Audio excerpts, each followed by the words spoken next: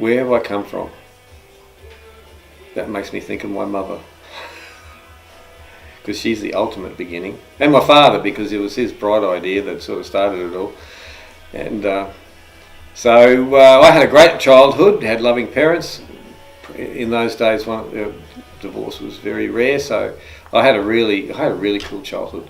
The only downside was that because Dad was in the Air Force, we moved around a lot, and going to new schools and making new friends was always a challenge.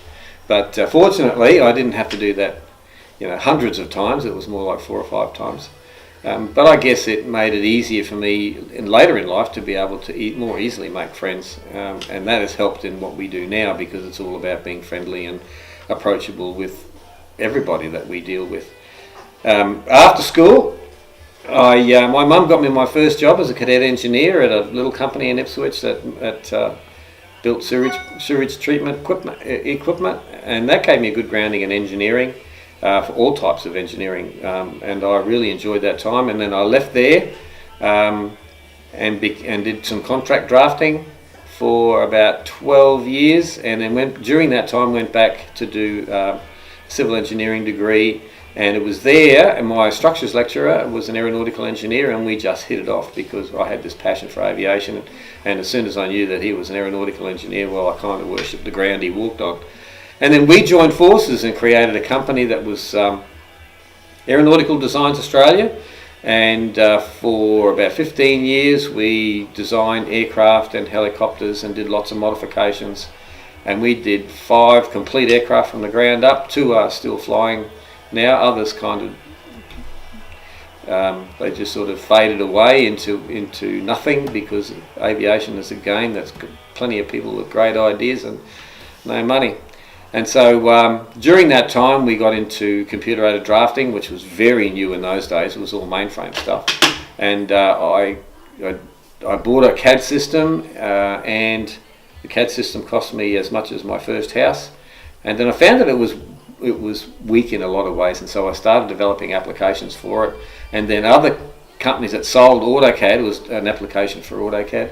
They were selling AutoCADs based on the add-on software that I had developed.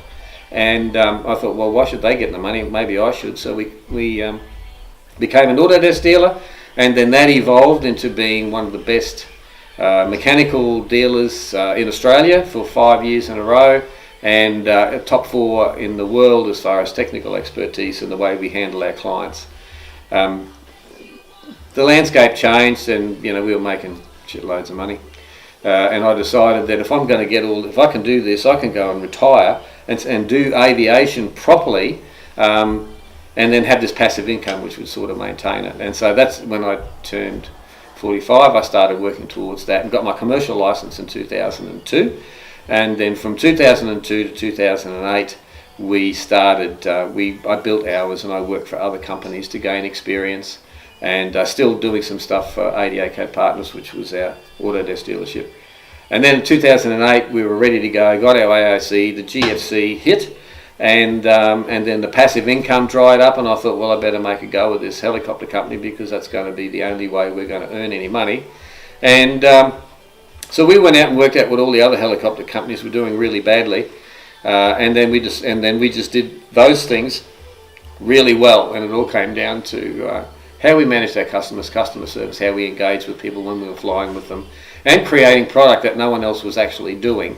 And so we found a huge range of really cool things to do on the ground, and we developed single packages, a pub lunch and a winery lunch. I mean, everyone does those. But we developed day tours that took in 5 pubs or took in 4 wineries, and we made a whole day experience out of it, or an Aussie tour for international visitors that showed them what real Australia was like, not what you see generally in the city, but country stuff, country pubs and country wineries, and all places that are managed by the owners who are really passionate about what they do, and that passion shows through. So we were leveraging off that in order to create experiences that people could take with them.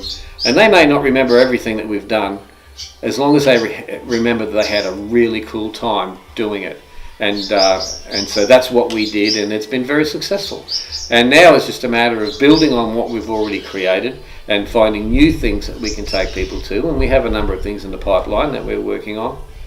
And now we're getting people coming to us saying, Captain Mike, can you come and visit us? Can you bring people to our venue? And so we only pick the best because we're a high level experience at a fairly expensive, reasonably expensive price range.